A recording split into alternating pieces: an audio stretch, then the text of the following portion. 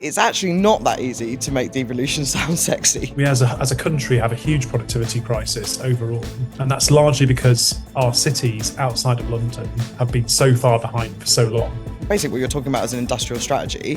How do we connect Which, by those the way, together? we've had quite a few industrial strategies. Well, have we though? To deliver on some of these things, you have to say to some people, you are going to lose out. He said, we are going to completely be in line with the manifesto, but also create the biggest change we've seen in a generation. You cannot have both of these things.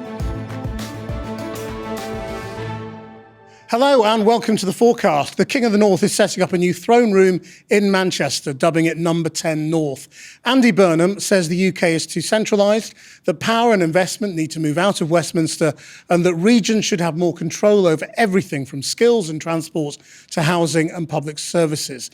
So is this a genuinely new economic model or another stab at levelling up? Does giving regions more power actually deliver better growth? And could a Manchester model work across the country?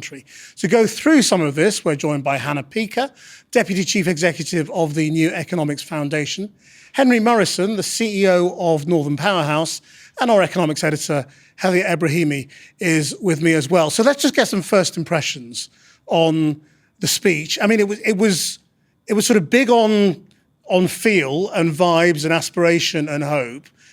There wasn't a lot of detail, but Hannah, what do you think overall?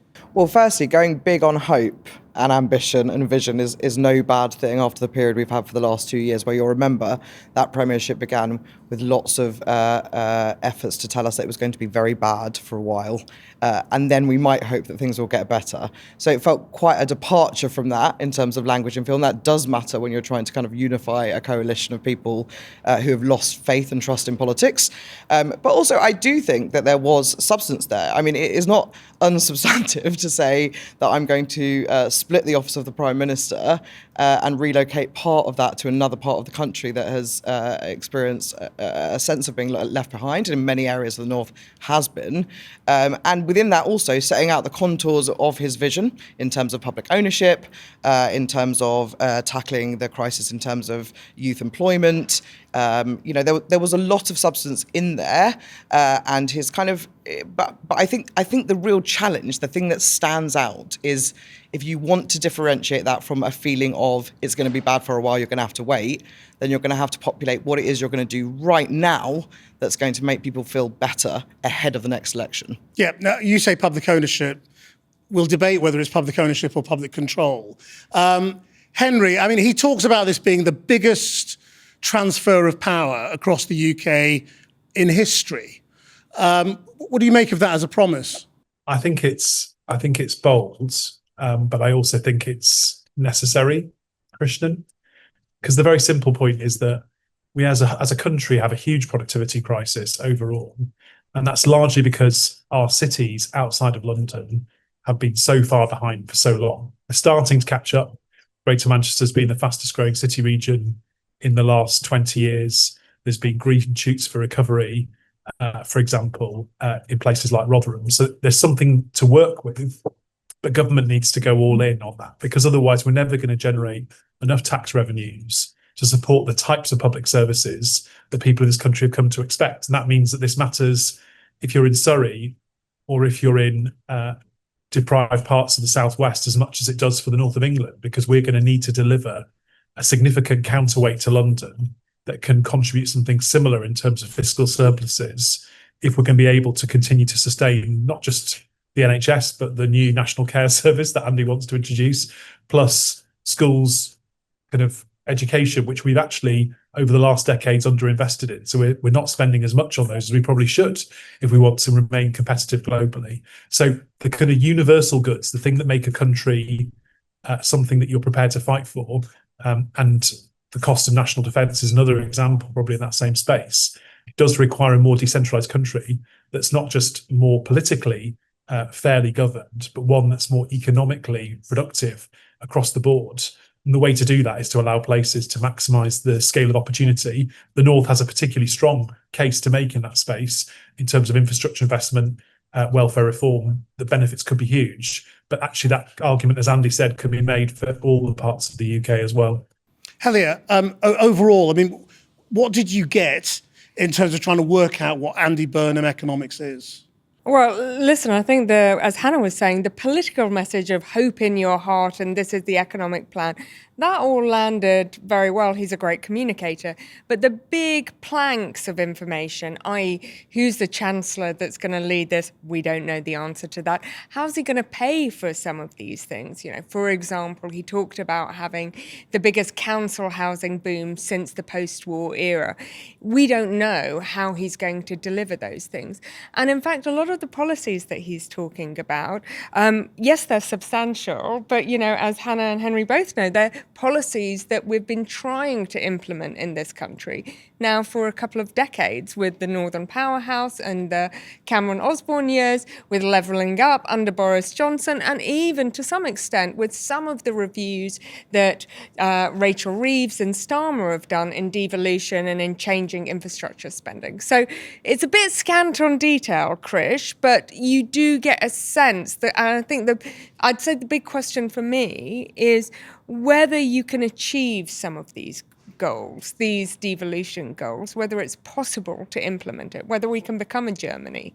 And just beyond devolution, I mean, what he was talking about was giving local or city control to big utilities, to energy, housing, and utilities. Yes. Water. And industrialization policy and yes. regeneration. The whole of the productivity crisis that Henri was talking about is driven because over the last couple of decades in the UK, as heavy industry has fallen away, and especially before the financial crisis, there's been a massive boom in the services industry that's benefited London, and mostly London. And that has hollowed out productivity and growth and life expectancy in other parts of the country. The question is, how do you get there? And quite frankly, even when you look at Manchesterism, and it's a brilliant test case for economic success, but it's been able to achieve that through a kind of a real revolution in not industrialization, but in the services industry, in getting sovereign wealth funds to put their money, through delivering stable kind of economic plans that crowds in private capital. So I think it's not that easy to reindustrialize Britain in the way that Andy Burnham has said. But can you get deeper devolution? Can you get decision making at a local level that harnesses, you know, if you want the German reform like the Mittelstand, you make sure that the university is producing, or the academy is producing, the right kind of students that's going to fit the infrastructure project, that's going to fit the commercial organisation that is in your local neighbourhood. Well, I think there he can make a difference. So, Hannah, I mean, what do you take from, you know, his sort of three promises, if you like, on public control, on industrialization and regeneration? How is he going to deliver that? Yeah, I take the opportunity and the possibility that they could all come together into a really coherent macro story and strategy. I think you're absolutely right to describe that you can't just do these things with ease. But that doesn't take away from them being necessary. And actually, I would push back slightly on across the communities that are so-called left behind or have been deindustrialized is where a lot of our resources are, whether that is because they overlay with areas where you're going to develop renewable energies because they happen to have wind, coastal communities, whether that's minerals in Wales. There are pockets, and how do we connect those? And basically what you're talking about is an industrial strategy.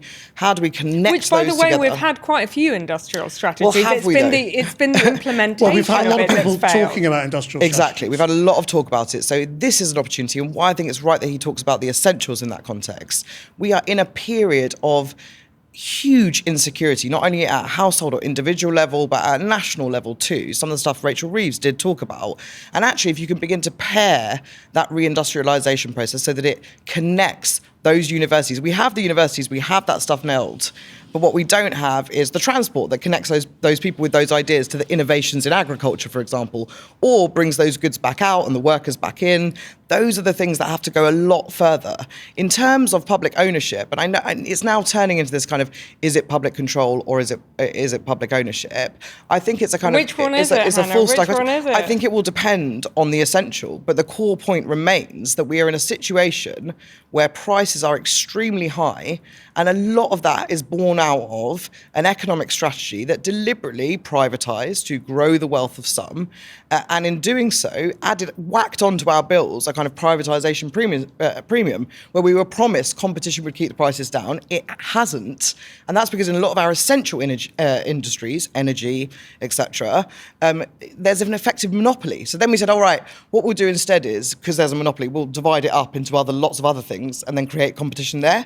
And then what we get on our bills instead is the cost of coordination of those industries. And I think he's being extremely courageous in saying the simple thing is, they're essentials for a reason. Everybody needs to keep purchasing them to get by, businesses, people, households, whatever. And so you have to intervene now. But I would add, and I think he hinted at it in the speech, but we are halfway through the worst decade for living standards on modern record. And really absorb the extent of what that means. We can see it in everyday life. People cannot make ends meet. So for me, the opportunity is actually, he said, we're going to have to provide some relief now. That's right. You need to intervene to mechanically lower prices on housing, on energy now, and set up for the reform of those markets in something that keeps those prices down permanently. But how, you see, I can see on energy, Ed Miliband laid the groundwork in a way by saying he's going to set up Great British Energy and one day it might become a retail provider. Okay, fine. Accelerate that. Start selling energy through Great British Energy.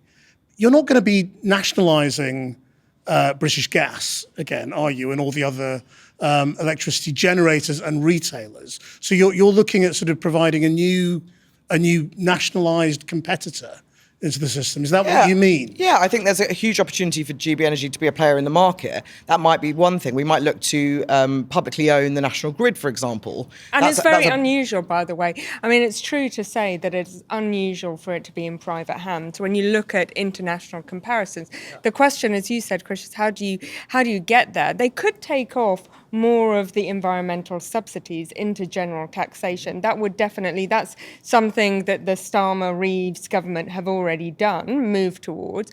That could help people. Yeah. But it's quite complicated to take some of those businesses. I think that's costly. It's not the only thing that they can do. And in some cases, it's not costly. If you were to intervene now with rent controls, for example, that is an area where it would be relatively cost neutral or low cost if you wanted to do some tax measures to go alongside that to protect landlords who need protecting. But on energy, there's more that they can do than taking levies into taxation. The New Economics Foundation has proposed a national energy guarantee where every household gets guaranteed an affordable block of essential energy. So you can at least meet your basic needs. No one's going hungry. No one's getting cold. But then beyond that, the market can play a role and it can charge its prices competitively. And that has the added benefit that over time, it disincentivizes excessive use of energy and helps us transition towards a low carbon economy. So there are innovations like that I think they really could be pushing a lot further on, and then that's set up well for, okay, are we bringing gas into strategic reserve? What are the other questions?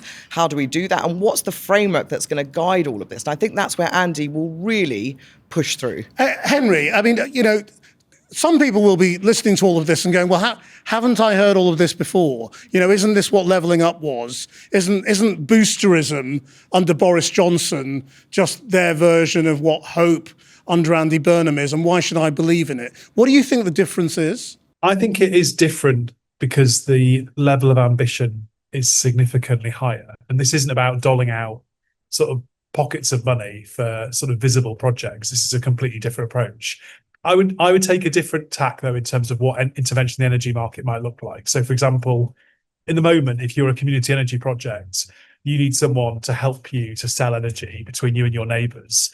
And at the moment, it's very hard to get a private company to do that. I would rather GB Energy went into markets where there's failure, and you can deliver a lot more through community energy and local energy schemes for the poorest people through that approach than you would through nationalising anything. So I think there is an element of in terms of the scarce resources you've got on the balance sheet, particularly if you are going to have to count this against other investment, I would suggest that you do what I would consider to be the low-hanging fruit around what exactly Andy said he was going to do, which is helping combined authorities to intervene in these markets, which is different to necessarily having a national intervention that is the same in every community, because what's appropriate in parts of Scotland, what's appropriate in Greater Manchester, what's appropriate in the Humber, where you've got huge excess, like in Scotland, of offshore wind, is actually probably different. And so it's also about unpicking some of these really knotty problems, like how do you maximise the value of the green economy, not just in terms of jobs, but in terms of local economic benefit, and unpacking them at a local level, a regional level, rather than central government trying to solve every problem. Because Ed Miliband's tried to solve the energy crisis for 2 years. He's not a terrible minister.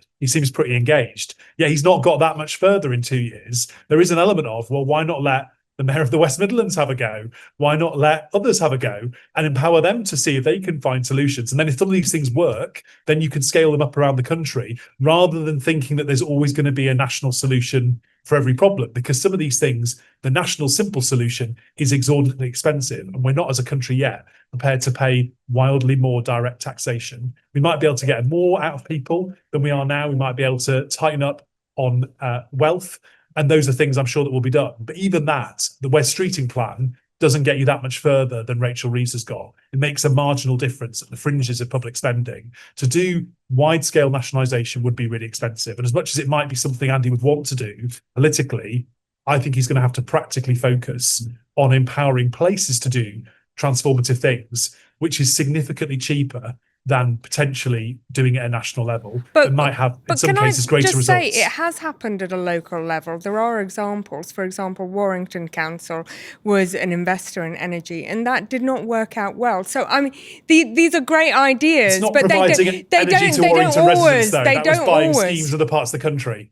Yeah, I mean, that is different because that is a council using the Public Works Loan Board to try and get around austerity by becoming a sort of mass investor in projects across the country. What I'm talking about is saying, the example that was given was, should GB Energy be an energy supplier? My argument is they shouldn't be a national supplier for everybody, but they should intervene and provide top-up energy to people who want to trade peer-to-peer with their neighbours and their local school, because that's a sensible problem where you don't want to do that in every local area, but it would help a lot of very deprived communities save huge amounts of money on their bills, much more than even taking the levies off would save them. And so we should focus on some of those interventions rather than necessarily just sort of national generic ones. I'm not saying that national generic ones might not be good, but I'm just not sure, unless we can win an argument about becoming a more taxed country, we're going to be able to do them anytime soon. Well, I mean, if we're going to stick to the fiscal rules. You're taking us also to sort of the basic question, which is what Andy Burnham's all about, which is devolution. It's the thing he's been talking about for years and years,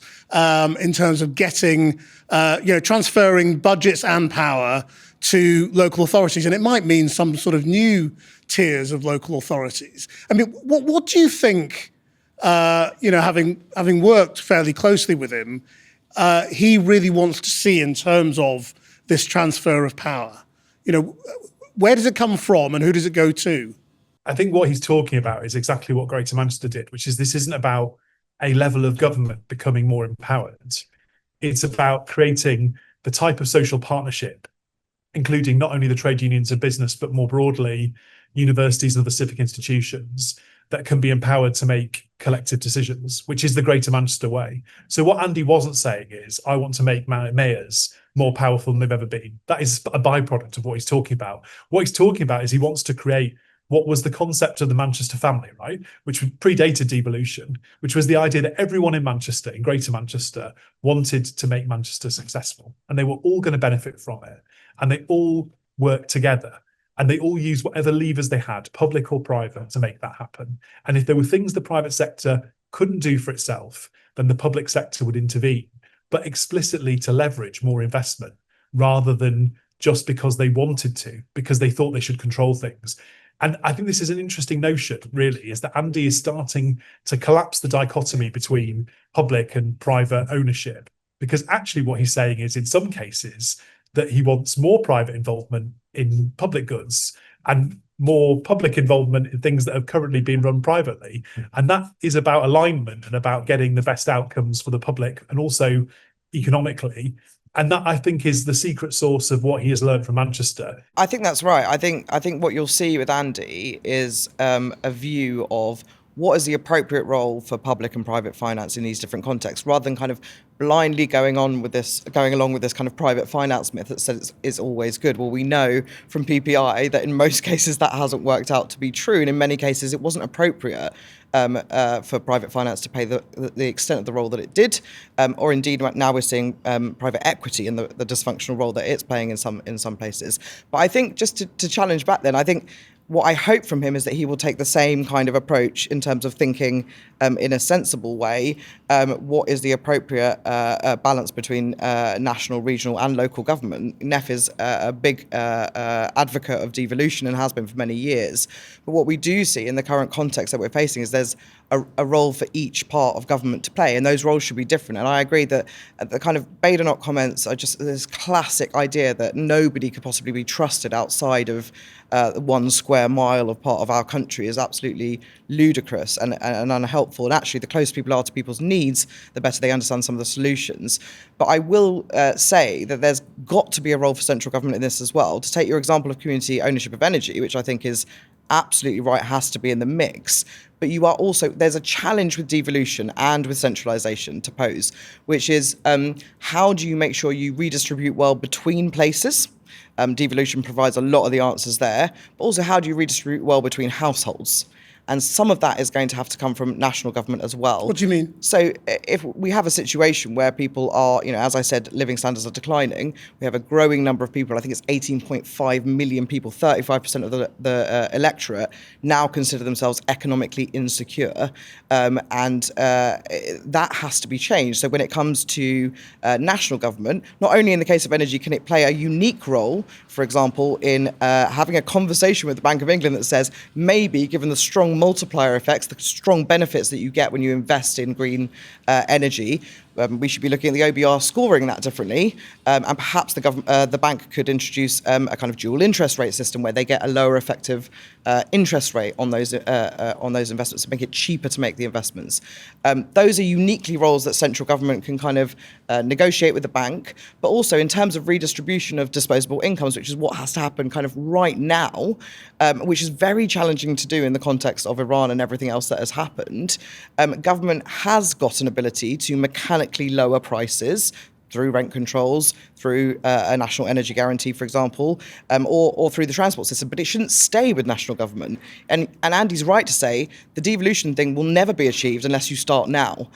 So you have to begin quite radical reform now, day one, as he's sort of showing himself to do, to actually set up for the possibility of areas determining what the best composition of the market is, of the growth strategy. But isn't there a danger that you might imagine that the lessons of the Greater Manchester Combined Authority can be transferred out right across Britain? Now, it is a very specific structure of local government. You have councils who have representatives who sit on a combined authority with a directly elected mayor. That is like a very unique political structure in Britain. And if you're sitting in Burnley or Blackburn wondering, is my local council going to be deciding, what's going to happen with my water supply?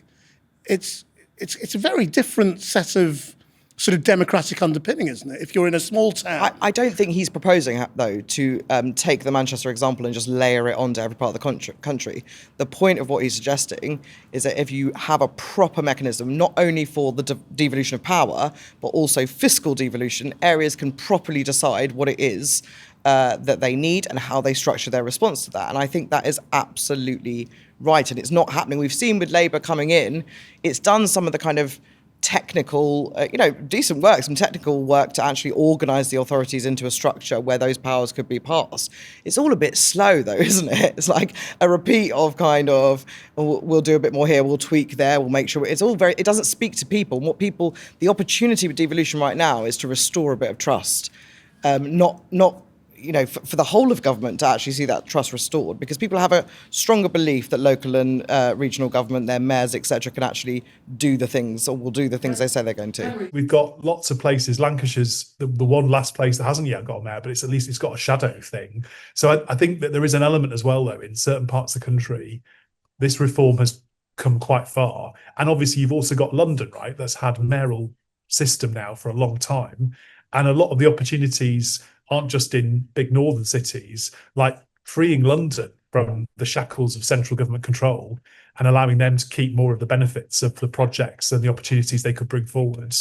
Well, that unlocks a huge amount of private capital, actually, because if you can borrow against future benefits of projects, then you can unlock lots of benefit now. That would be one of the reasons to use, for example, private finance and infrastructure, use the Welsh mutual model that is a kind of a significant divergence from PFI because it works very differently. So I think there are opportunities that are quite significant. What I was getting at was, do you think this is going to prompt a local government reorganisation? Where you're going to have lots of small towns and lots of smaller councils thinking we would be better taking these kinds of decisions together. And I think it's already happening, Krish. So we've already said to people in Burnley, you can't have your own council anymore. We're going to reorganise you, and that is happening across the country. So to be fair to the government, the current government, Jim McMahon, who was sadly lost to the government in the last reshuffle, started a very comprehensive programme of local government reorganisation, of creating mini Greater Manchesters, kind of at the strategic level, in readiness for a policy like this coming along. And so in many ways, the kind of the early work that we needed to enable this to happen has already been started by the current government. And so actually that is going to give a big head start to Andy, because a lot of the wiring is already in place, actually, or will very soon be in place. Henri, I know you've got to go and you've actually joined us from a train station, so thank you very much. We're going to carry on the conversation here in the studio.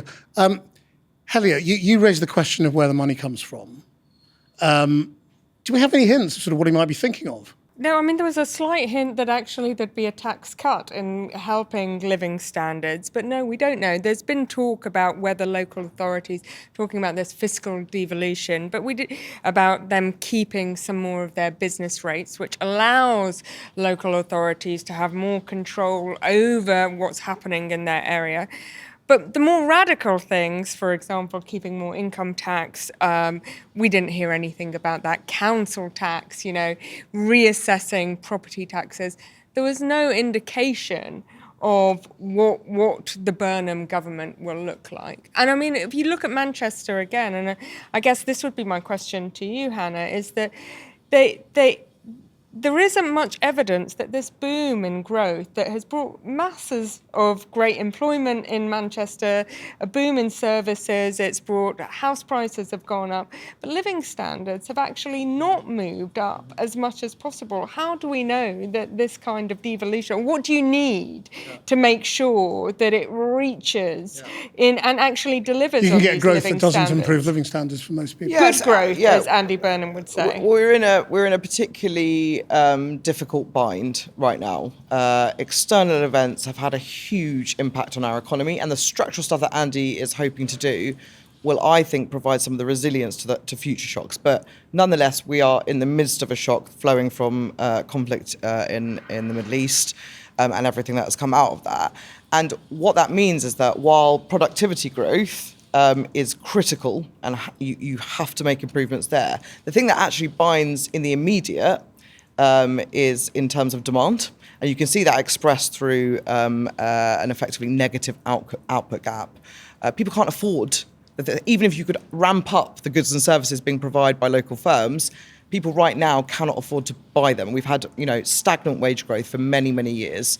So you do have to tackle that in terms of the productivity growth. But right now, you're in a really difficult situation because anything that you do to try and help on the demand side, which is what critically needs to happen for people to feel better in terms of their living standards, also runs the risk that it's inflationary, and then the bank has to respond with a rate rise, which takes you right back to the original problem. But that's, again, what's very exciting about the cost of living, because those kind of mechanical interventions in terms of prices won't drive up aggregate demand. And so you'll be making quite a significant difference in terms of how much people can save and their ability to spend in the economy, but without driving up aggregate demand, which would then create a reaction from the bank. But That's why it's underpinning kind of what unique. you're saying, if you're talking about there will be more spending, there will be more central how government do you raise housing, it? how do you raise it? Yeah. That is obviously has the potential to be inflationary, and Absolutely. you fall into that cycle. And I think those are the questions that I would like to see developed by Burnham and his team over the coming weeks, is what are the choices that you're going to make? And when you describe, growth, the good kind of growth, that you are not trying to kind of be in la-la land and pretend there was a bygone era that was much better because people worked in factories and worked in steel. I would like to see him talk about how he's going to deliver that, how he's going to pay for that, really. Yeah, and I think there are options, and I would agree that if you're going to do that immediate intervention to help people with their living standards, it's also going to have to come from taxation, because borrowing will also have that inflationary effect, and that just feels very challenging right now. Though I do think once the bank becomes less concerned about sort of second-order effects, there is the possibility to borrow more, and we can get into the fiscal rules and fiscal framework if you would like to. But for now, that's right, and I think there's a lot of opportunity. Best-in-class estimates show that from equalising the amount of tax you pay from work as you do from wealth, as in finishing off the job they started on capital gains tax, between that and also charging national insurance on investment income, which all feel very fair, and by the way, are part of the distortion that we're seeing and part of the reason that the proceeds of growth have not transferred evenly to everybody. So on fixing capital those gains two tax, things gets you around £18 billion if you reform the base as well. So that alone would give you a huge opportunity to begin some of the work you set out today, to provide some immediate relief, and we don't have to step into a borrowing space at a point when it feels particularly challenging.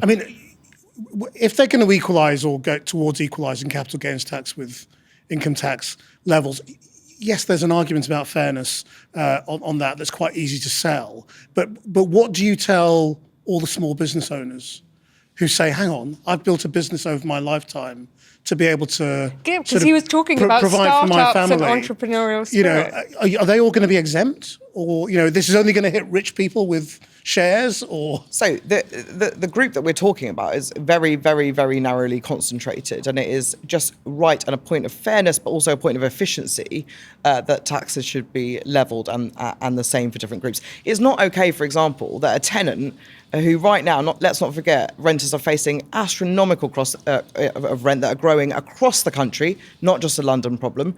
And Manchester problem too, actually. well, it's in every part of the country. Our recent research actually shows, and that's partly why you need a kind of national intervention in terms of a rent control, even if you're moving to a devolved pilot and decision. It's not fair to say, but actually your landlord might be paying a lower effective tax rate than you as a renter because they happen to get their income from... that's landlords. I'm talking about the corner shop or whatever. People build up a business and think that's going to be my retirement. Yeah. They're not going to be selling for a huge amount of money. Agreed. It's pretty modest amounts of money that they're making, but it's vital for them. Are you suddenly going to be taxing them, or do you think you'll have to take them out of that tax in some way? Yeah, I think the trick there, and Andy did, I think, mention this in some way in the speech today, is to have a serious look at business rates and to really think creatively about how you can restructure business rates so that you're not inadvertently punishing small business owners. That is absolutely the place where I'd place that reform. It's the thing that they are struggling with most, and that's separate from a national story about where you get your income. And there are ways to do that actually really support levelling up or support a devolution agenda much more effectively than the current tax system. But I think he will have to think through, these are the kinds of trade-offs, right, that you're going to have to kind of carefully think through. But I think at least to start the conversation by saying there are a couple of things he could be doing that are fair and coherent, tell a macro story about who you're for, and that can actually get this the cash injected in the places that it needs to be. Helia, what does history tell us about optimism and hope and boosterism? It'll be tempting, I think, to look at Andy Burnham's speech and go, well, he's made everybody feel good, and that's gonna be good, isn't it? Everyone will sort of buy into it. And also with devolution. There's nothing intrinsically about either devolution or a sense of optimism that delivers growth, is there? As the personal part of me slightly rails against that. What I think is definitely true is that for the last 10 years, we've seen that a significant portion of the UK feel like their economic needs have not been met. And that has created huge political strife. And that political strife, whether you believed in Brexit or didn't believe in Brexit, has created a stasis in the UK economy. So those parts of the economy that feel left behind, feeling like they're on the same page, will that help the UK? I personally quite like the language of hope. I think it could make Everybody a difference. likes the language of hope. But I think the issue, the language, I have no problem with Andy Burnham's eyelashes or flowery language. What I want to see now is what underpins this, because as Hannah was saying, it's all about trade-offs. To deliver on some of these things, you have to say to some people, you are going to lose out in order that we can move and rearrange the government. You cannot have, I think at one point today, he said, we are going to completely be in line with the manifesto, but also create the biggest change we've seen in a generation. You cannot have both of these things. I think the argument they're making is that there is inefficiency in the way we currently run things, and some of that will be taken out by a more efficient, devolved structure that operates closer to people's needs. Also, more of it will be taken out by reducing the extraction in the privatisation of our essentials. Those things are true. It's just about how quick it can actually come online and how quickly people can feel the material benefits. And also, just to give him credit, it's actually not that easy to make devolution sound sexy. And I think he's got off to a good start. And I hope right now in a country where we have violence on our streets, where we see the fracturing of communities in every part of the country, is not something to be sneered at. It stands a possibility, and he managed to do it in Makerfield. Look at the results from Makerfield. They're broadly what he's going to need to win in the next general election. He retained the Labour 2024 vote, and he brought over small but significant portions of the Conservative and Reform votes. He united people back around, and the thing they backed him on was a long-term reform of essentials and immediate relief, muscular intervention on the cost of living. That was why, that was the biggest reason that they backed him, and I think he should absolutely stick to his guns, and it might just prove to be a winning strategy. We're also starting to see the sort of the scepticism around whether devolution can deliver improvements in public services. Fraser Nelson, I saw, was very quick off the mark, saying, well, look at Scotland and Wales. There is no guarantee that devolution delivers better He wants public deeper services. devolution in those. Yeah, now Andy Burnham's sort of argument has been in Wales and Scotland, you actually need to go to the city level rather than the national level if you want improvements. But is there any reason to think that would deliver better public services? Going to the city level? Yeah. I think it is true that currently constructed, a lot of the economic impact in our regions is tagged to the city region. I don't think that you can actually, that's also, that's not where all of our potential or resources, as I was describing earlier, actually sit. And we could be a hell of a lot more creative about how we connect those cities or city regions into the other areas and how we maximise their potential too. So, but I think it is not untrue that, again, you're looking at timeframes on sequencing. If you want to kind of fast go towards growth, if that's your ambition, then you may need to, utilise the resources that are kind of ready to go and the relationships that are ready to go to bring in that investment. It's not easy though. I mean, you have to remember that this is a problem that has been diagnosed, as you said, Krish, for decades, and we have seen attempts in different governments to address it. It's the implementation, because what you don't want is to add to bureaucracy. You want efficiency. You want people making innovative changes at the local level. You want tied up thinking. I mean, the private sector talks very fondly about Manchester, but mostly because it's had a stable kind of political system. So all of their infrastructure plans, which is one of the big criticisms about the UK, is that our big infrastructure projects keep going up in the wind, keeps being back and forth, whereas Manchester has been quite stable and quite credible, and therefore has seen money from various pots of, whether it's sovereign wealth funds, whether it's the Manchester Pension Fund, whether it's government, central, Whitehall money. It's helped attract that. You have to have stable policy and clear policy in order to mimic Manchester Also, nationwide. It's falling slightly into how we define bureaucracy is falling slightly into the kind of private finance myth that I was referring to earlier. Like, if you look back at those private contracts that we did in schools and in other places, actually it shows repeatedly they weren't delivered quicker, they weren't delivered for lower costs to the public purse.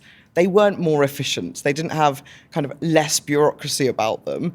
We've ended up actually paying much more, both in the immediate term in terms of delivery and then in terms of paying back what was owed to investors. Manchester itself is underpinned by huge Abu Dhabi money, basically, paid for the airport and for the football grounds and for the housing. You've got the Singapore Investment Fund, you've got the Canadian Pension Fund. So, I mean, this is private capital at its best, aligned with public grants, public money, local money. That may be why, as you pointed to earlier, we haven't seen the redistribution of disposable incomes between households that, is so critical when we have the lower and middle groups of the population feeling particularly squeezed. So you are going to need to think more about that. We do a lot of work on kind of rewiring our regional economies, working in those communities. And the big blocker that you see is this point about extraction. You have vast amounts of foreign capital coming in. It doesn't have the same cause or concern as the public sector is required to, nor does it have the same level of accountability. And so you run into these problems, and we see that expressed in our high streets, the decline of the high streets. It's around us every day. Cost of living isn't just literally a material, how much money do I have in my pockets? There's a feeling of decline, and sorting some of that stuff out is going to mean and he did reference that today. It's going to mean being serious about investing in local businesses, and I think that extends to ensuring that the financing of those is appropriate and benefiting local people. We'll leave it there. Thank you very much indeed for joining us. That's the forecast for today. Bye-bye.